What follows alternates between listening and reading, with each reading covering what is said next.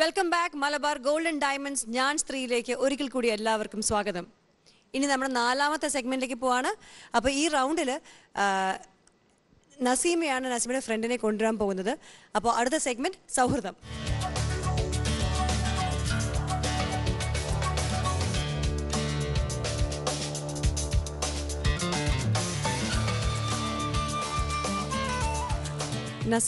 നസീമയുടെ ഫ്രണ്ടിനെ പരിചയപ്പെടുത്താം. 18 വർഷത്തോളമായി. പേര് മണി എന്നാണ്. മണികിലുക്കം പോലെ തന്നെ അല്ല, നല്ലൊരു സൗഹൃദം എനിക്ക് സമ്മാനിച്ച, ഇപ്പോഴും സമ്മാനിച്ചുകൊണ്ടിരിക്കുന്ന വ്യക്തിയാണ് പ്രേക്ഷകർക്ക് വേണ്ടി എൻ്റെ സൗഹൃദം എന്ന സെഗ്മെന്റിലൂടെ പരിചയപ്പെടുത്തുന്നത്. മണി എന്നാണ് പേര്. ഓക്കെ. കൊച്ചുകുട്ടികാലത്ത് മണിക്കുട്ടി എന്ന് വിളിച്ചാണോ അല്ലേ? അതെ. ഇപ്പൊ വലിയ കുട്ടി വളരെ അടുത്ത ആൾക്കാരൊക്കെ മണിക്കുട്ടി എന്നാണ് വിളിക്കുന്നത്. നിങ്ങളുടെ പരിചയം 18 വർഷം എന്നൊക്കെ പറഞ്ഞിട്ടുണ്ടെങ്കിൽ ഒരുപാട് കാലത്തിന്റെ ഒരു ഫ്രണ്ട്ഷിപ്പാണ്. എവിടുന്ന് തുടങ്ങി, എങ്ങനെ തുടങ്ങി, എന്തായിരുന്നു ആ ഒരു ഡിഗ്രിക്ക് പഠിക്കുന്ന സമയത്ത് ഞങ്ങൾ ഹോസ്റ്റലേഴ്സ് ആയിരുന്നു. ഞങ്ങൾ എല്ലാവരും പാലക്കാട് മേഴ്സിയിലാണ് പഠിച്ചിരുന്നത്. അപ്പൊ അവിടെ എന്ന് വെച്ചാൽ കലപലാന്ന് പറഞ്ഞു നടക്കുന്ന ഒരു കുട്ടികള്, റാഗിങ് ഒക്കെ അത്യാവശ്യം, ആരോടും പറയാത്ത രീതിയിൽ. കാവ്യ വസ്ത്രല്ലേ നിങ്ങളുടെ യൂണിഫോം? ഇപ്പൊ കാവ്യൊക്കെ മാറി അടിപൊളിയായി, പച്ച ചോപ്പൊക്കെ കയറുന്നുണ്ട് ഇടയ്ക്കിടയ്ക്ക്. എന്നിട്ട് ആ സമയത്ത് ഞങ്ങളൊക്കെ താഴത്തെ ഫ്ലോറിലും, അങ്ങനെ ഓരോരോ ഫ്ലോറിലാണല്ലോ ഓരോരുത്തരുള്ളത്. ആ സമയത്ത് താഴെ ഞങ്ങള് ജൂനിയേഴ്സാണ്. ഞങ്ങളിങ്ങനെ പേടിച്ച് നിൽക്കുമ്പോൾ മോളിൽ നിന്ന് ഈ എന്താ പറയാ ഭക്ഷണം കഴിക്കുന്ന സമയത്തൊക്കെ ബെല്ലാണ് ഞങ്ങൾക്ക്, അതും 1 മണിയാ. അപ്പൊ അങ്ങനെ വരണ സമയത്ത് കുറെ 3rd ഫ്ലോറിൽ നിന്ന് കലവലവലാന്ന് പറഞ്ഞിട്ട് ഒരു കുറെ ആൾക്കാർ ഇങ്ങനെ ഇറങ്ങി വരും. അപ്പൊ ആദ്യം തന്നെ ഇതാരൻ ആകെ പേടിച്ച് വരച്ചിട്ടാവുമല്ലോ നമ്മൾ ഇരിക്കുന്നത്. ആ സമയത്താണ് അപ്പൊ നോക്കുമ്പോ കുറെ ഒരു ഗ്യാങ് ഉണ്ട്. ആ ഗ്യാങ്ങിൽ പെട്ട ഒരു വ്യക്തി ഇന്നത്തെ പോലത്തെ തട്ടട്ട് അങ്ങനെയൊന്നും അല്ലേയല്ല, നിങ്ങൾക്ക് ആർക്കും എക്സ്പെക്ട് ചെയ്യാൻ പറ്റില്ല. അങ്ങനത്തെ ഒരു ക്യാരക്ടർ ആയിരുന്നു.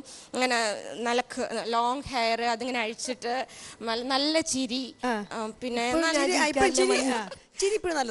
പിന്നെ നല്ല മോഡേൺ ഈ ടൈപ്പ് ഡ്രസ് ഒന്നും അല്ല, നന്നായി ഡ്രസ് ചെയ്ത്. എപ്പോഴും കോൺട്രഡിക്ഷൻ ആണ് കേട്ടോ. മോശമാണെന്നല്ല ഞാൻ പറയണത്, നല്ല ഇപ്പോഴും നല്ല ഡ്രസ്സിങ്, ഡീസെന്റ് ആയ ഡ്രസ്സിങ് തന്നെ. ഈവൻ ദോ ഈ ഒരു രീതിയിൽ നമ്മൾ കുറെ വർഷത്തിന് ശേഷം നസീമ എന്നുള്ള വ്യക്തിയെ കാണുമ്പോൾ പെട്ടെന്ന് ഞാൻ പണ്ടൊരിക്കലും ഇതന്നെ ഉണ്ടായത്, ഞാനിങ്ങനെ കുറച്ച് ഞങ്ങളിങ്ങനെ ഡെയിലി വിളിക്കുന്ന, അല്ലെങ്കിൽ ഡെയിലി രാവിലെ ഉച്ചയ്ക്ക് വൈകുന്നേരം വിഷ് ചെയ്യുന്ന ഫ്രണ്ട്സ് അല്ല. ബിക്കോസ് രണ്ടുപേർക്കും എനിക്കറിയാം, എനിക്ക് എന്തെങ്കിലും ഒരു വിഷമം ഉണ്ടെങ്കിൽ നസീമ ഉണ്ട് അവിടെ. പെട്ടെന്ന് ഞാൻ ഒരു മോർണിംഗ് ആയിരിക്കും, അപ്പൊ നമുക്കൊക്കെ അൺഎക്സ്പെക്റ്റഡ് ആയിട്ടാണല്ലോ വിഷമങ്ങളും ഒക്കെ വരുന്നത്. അപ്പൊ ആ സമയത്ത് പെട്ടെന്ന് എനിക്ക് ചോയ്സിന് വേണ്ടി നമുക്കൊന്ന് പറഞ്ഞാൽ തീർക്കാവുന്ന ഒരു ആളുണ്ട് എങ്കിൽ, അപ്പൊ എനിക്ക് പെട്ടെന്ന് ഞാൻ ഇപ്പോഴത്തെ ഇതില് മൊബൈലുണ്ട്, സോ വളരെ നന്നായി. അതുകൊണ്ട് ഞാൻ പെട്ടെന്ന് ഞാൻ ചേച്ചി എന്നാ വിളിക്കാം. എന്നൊക്കെ ജൂനിയർ സീനിയർ ആയിരുന്നല്ലോ. അന്നത്തെ റാഗിങ്ങിന്റെ പേടിയോണ്ടാണ് കേട്ടോ.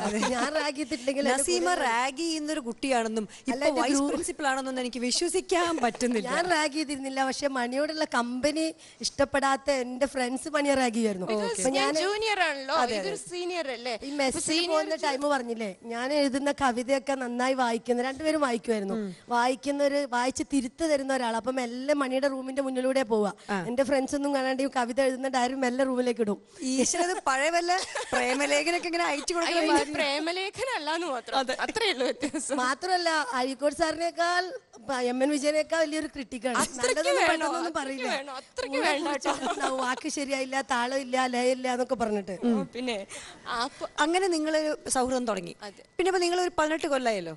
ഇതിലൊരു തിരിഞ്ഞു നോക്കുമ്പോൾ നിങ്ങൾക്ക് ഇഷ്ടപ്പെട്ട ഒരു സംഭവം ഈ സൗഹൃദത്തിൽ എന്താണ്? പറഞ്ഞ എന്തും സംസാരിക്കാൻ പറ്റും. നസീമയ്ക്ക് എന്താണ്? എനിക്ക് തോന്നാറ്, മണി നേരത്തെ പറഞ്ഞില്ലേ, എപ്പോഴും ഇങ്ങനെ ഡിപ്പെൻഡ് ചെയ്തുകൊണ്ടിരിക്കുന്ന രണ്ടാളുകളും അല്ല, എന്നാൽ ഡിറ്റാച്ച് ചെയ്ത് പോവാറില്ല. വളരെ എനിക്ക് എല്ലാ കാര്യങ്ങളും, വളരെ സെൻസിറ്റീവായ ഇഷ്യൂ മുതൽ ഇൻ്റലക്ച്വൽ ആയിട്ടുള്ള കാര്യങ്ങൾ വരെ സംസാരിക്കാൻ പറ്റുന്ന ഒരു സുഹൃത്തായി തോന്നിയിരിക്കുന്നത്. മാത്രമല്ല എനിക്ക് ഒഫീഷ്യലായിട്ടുള്ള കാര്യങ്ങളും സപ്പോർട്ട് ചെയ്യണം. മണിക്ക് 2 കുട്ടികളാണ്, നന്ദിതയും നിരഞ്ജനും. അപ്പോൾ നിരഞ്ജനെ പ്രഗ്നൻ്റ് ആയിരിക്കുകയാണ്. മണി അന്ന് 7 months ആണ്. അപ്പോൾ എനിക്ക് കോളേജിൽ ലോ പഠിപ്പിച്ചുകൊണ്ടിരുന്ന പെട്ടെന്ന് ടീച്ചർക്ക് സുഖമില്ലാണ്ട് പോസ്റ്റ് വാക്കൻസി ആയി. എക്സാം എടുത്തുകൊണ്ടിരിക്കുക, കുട്ടികളുടെ പോർഷൻ തീർക്കണം. എനിക്കാണെങ്കിൽ തീർക്കാനും പറ്റുന്നില്ല. ആ ഒരു ക്രിട്ടിക്കൽ മൊമെൻറ്റിൽ ഞാൻ മണിയെ വിളിക്കുക, എനിക്ക് ഈ പോർഷൻ ഒന്ന് കോൺട്രാക്റ്റാണ്, ഒന്ന് പഠിപ്പിച്ച് തീർത്ത് തരണം. മണി ഒന്നും പറഞ്ഞില്ല. പിന്നെ ഞാൻ മണിയെ കാണുന്നത് വയറൊക്കെ ആയിട്ട് വയ്യാതെ വന്ന് ക്ലാസ് എടുക്കുന്നതാണ്. അതുപോലെ എൻ്റെ ഉമ്മയുടെ ഒരു പോസ്റ്റിൻ്റെ ആൾ ടീച്ചറായിരുന്നു ഹൈക്കോർട്ടിൽ. ആരെ അപ്രോച്ച് ചെയ്യുന്നത് വെച്ചപ്പോൾ എനിക്ക് പെട്ടെന്ന് ഓൾ ഓൺ എ സഡൻ ഒരു ഫ്ലാഷ് പോലെ എനിക്ക് ഓർമ്മ വന്നത്, മണിയുടെ ഹസ്ബൻഡ് ബെന്നി അഡ്വക്കേറ്റ് ആണ്, എറണാകുളത്താണ്. മണിയെ വിളിച്ച് ഞാൻ പറഞ്ഞു ഇത് ഫയൽ ചെയ്യണം, no talk about fees and nothing, എനിക്കത് ഫയൽ ചെയ്യണം, റിട്ട് ഫയൽ ചെയ്യണം, മണി അത് ചെയ്യൂ എന്ന് പറഞ്ഞു. അപ്പൊ ചെയ്യൂ എന്ന് പറയുമ്പോൾ ചെയ്യും എന്നുള്ള ഒരു ട്രസ്റ്റ് ഉണ്ടല്ലോ, അതെനിക്ക് എപ്പോഴും തോന്നാറുണ്ട്. അപ്പൊ ഈ എന്താ പറയാ നസീമയുടെ എന്താ പറയുക ഒരു സ്കൂൾ മണിമാരി ഒപ്പം കൊണ്ടു നടക്കുന്ന മണിയെ പറ്റി ഈ സൗഹൃദത്തിനെ കുറിച്ച് എന്താണ്? മണി അഡ്വക്കേറ്റ് ആണോ? അതെ. ഏത് കോടതിയിലാണ്? ഒറ്റപ്പാലത്ത്. മണിയും നസീബയും നിങ്ങൾ 18 വർഷത്തെ ഫ്രണ്ട്ഷിപ്പ് നല്ല കാലാവധി. എനിക്കൊരു മച്ചോർഡ് ഫ്രണ്ട്ഷിപ്പ് ആയിട്ടാണ് എനിക്ക് തോന്നുന്നത്. ഒരു വെറുതെ പിള്ളേരുടെ മാതിരി ഇങ്ങനെ ഒരു തമാശകളില്ല. ഞാൻ രാവിലെ ഉച്ചയ്ക്ക് അങ്ങനെ വിളിക്കാനൊന്നും ഞങ്ങൾക്ക് സമയമില്ല. രണ്ടുപേർക്കും രണ്ടുപേരുടേതായ കുടുംബം, അത്യാവശ്യം വിവരങ്ങളൊക്കെ വിശേഷങ്ങളൊക്കെ അറിയിക്കാറുണ്ട്. ഓക്കെ, എന്ത് വന്നാലും ശരി, ഒരു നമ്മളെ ഏത് ഫ്രണ്ട്ഷിപ്പ് ആയാലും ശരി, ജീവിതത്തിന്റെ ഏതെങ്കിലും ഒരു നാളിൽ ചിലപ്പം നമ്മളുടെ ഒരു അടുത്ത ഫ്രണ്ട് പോലും നമ്മളെ ഹെർട്ട് ചെയ്തൊന്നും തോന്നാറുണ്ട്. അങ്ങനെ എനിക്കൊക്കെ ഉണ്ടായിട്ടുണ്ട്.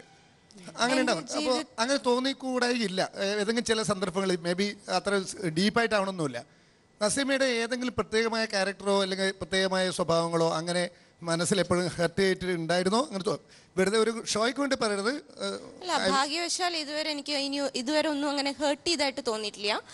ഒരു പക്ഷെ എന്നെ മനസ്സിലാക്കി പെരുമാറുന്നോണ്ടായിരിക്കാം. ഞാനത് പറഞ്ഞല്ലോ മാമന് സാർ, എനിക്ക് പെട്ടെന്ന് അങ്ങ് ഹേർട്ട് ചെയ്യാൻ പറ്റില്ല. ഞാനിപ്പോ പരമാവധി ഒരു പക്ഷെ എന്റെ ചില സ്വഭാവങ്ങൾ ഒരുപാട് ഒരു പക്ഷേ ഹേർട്ട് ചെയ്തിരിക്കാം. എന്റെ ക്യാരക്ടർ ഇതാണെന്ന് മനസ്സിലാക്കിയിട്ടാണല്ലോ എന്നോട് പെരുമാറുന്നത്. അതുകൊണ്ടുകൂടി ആയിരിക്കാം എനിക്ക് അങ്ങനെ പൊതുവെ നസീം ചേച്ചി എന്നെ ഹേർട്ട് ചെയ്തതായിട്ട് എനിക്ക് ഫീൽ ചെയ്തിട്ടില്ല. നിങ്ങളുടെ മണിയുടെ അഭിപ്രായത്തിൽ ആരാ കൂടുതൽ വാചടിക്കുന്ന ആള്? ഒട്ടും മോശമില്ല, രണ്ടുപേരും കട്ടക്കട്ടക്കാണല്ലേ? അങ്ങനെയില്ല, ഈവൻ ദോ സംസാരിച്ചോണ്ടിരിക്കും. വളരെ നിർമ്മലമായ നല്ല ഒരു ഡീപ്പായിട്ടുള്ള friendship. Keep it up. Meera madam, Mani, ഈ ഷോയിലെ ഞങ്ങൾ ഈ നസീമയ്ക്ക് മാർക്ക് എന്തിനെങ്കിലും കുറയ്ക്കണമെങ്കിൽ അതെന്തിനാണ്? കാരണം ഞങ്ങളെക്കാൾ നസീമയെ കൂടുതൽ അറിയാവുന്നത് മണിക്കാണ്. ഇപ്പൊ കുറച്ച് മുന്നേ ഞാനൊരു സെഗ്മെന്റ് കണ്ടിരുന്നു. അതിൽ എനിക്ക് ഇതിൽ കുറഞ്ഞു എന്ന് പറഞ്ഞല്ലോ, അതെനിക്ക് ഇഷ്ടമായി. കാരണം എന്താണെന്ന് വെച്ചാൽ ഞാൻ അറിഞ്ഞ നസീമ ചേച്ചി, എനിക്ക് അറിയാവുന്ന ആ വ്യക്തിത്വം അതിൻ്റെ എവിടെ എത്തിയിട്ടില്ലായിരുന്നു ആ ദൗത്യം. അത് നിങ്ങൾ കൊടുത്ത മാർക്ക് തീർച്ചയായിട്ടും ആപ്റ്റാണ്. നിങ്ങൾ പറഞ്ഞ ഞാൻ കുറച്ച് മുന്നേ പറയുകയും ചെയ്തിരുന്നു, അത് ശരിയാണത്. കാരണം ഈ ഒരു ചെറിയൊരു ചട്ടക്കൂടിൽ ഒതുങ്ങുന്നതല്ല ശരിക്കുള്ള വ്യക്തിത്വം. നിങ്ങളുടെ സൗഹൃദം വളരെ ശക്തമാണ്, അത് വളരെ ഇഷ്ടപ്പെട്ടു. 18 വർഷമായിട്ട് നിങ്ങൾ കാത്തു സൂക്ഷിക്കുന്ന സൗഹൃദം. എനിക്ക് നിങ്ങളോട് ചോദിക്കാനുള്ളത്, നിങ്ങൾ രണ്ടുപേരോടും ചോദിക്കുകയാണ്, മണി അറിയാത്ത എന്തെങ്കിലും രഹസ്യം നസീമയ്ക്കുണ്ടോ? നസീമ അറിയാത്ത എന്തെങ്കിലും രഹസ്യം മണിക്കുണ്ടോ? നസീമ ചേച്ചി അറിയാത്ത രഹസ്യങ്ങൾ എൻ്റെ ജീവിതത്തിലില്ല. ഒരുവിധം എല്ലാം ഞാൻ ഇങ്ങനത്തെ ഒരു അബദ്ധം പറ്റി അതുപോലും ഞാൻ പറയാറുണ്ട്. നസീമ ചേച്ചി ഒരു പക്ഷേ നസീമ ചേച്ചിയുടെ വ്യക്തിപരമായ വല്ലതും ഉണ്ടെങ്കിൽ ആ സമയത്ത് ഞങ്ങൾ എപ്പോഴും കോൺടാക്ട് ചെയ്തില്ലെങ്കിൽ മറന്നു പോവാവുന്ന രഹസ്യങ്ങളേ ഉള്ളൂ. ഇല്ലാത്ത വേറെ ഡീപ്പായിട്ട് സൂക്ഷിച്ചെടുത്ത് വെക്കേണ്ട അങ്ങനത്തെ ഒരു വ്യക്തിയല്ല. അതുകൊണ്ട് അങ്ങനത്തെ വലിയ രഹസ്യങ്ങളൊന്നും ഉണ്ടാവില്ല. ചിലപ്പോൾ എന്തെങ്കിലും പറയാം, ആ ഇടവേളയിൽ വിട്ടുപോയിട്ടുള്ള സാധനം കൊണ്ട് അത്രേ ഉണ്ടാവുള്ളൂ. അപ്പൊ മാർക്കിടാം.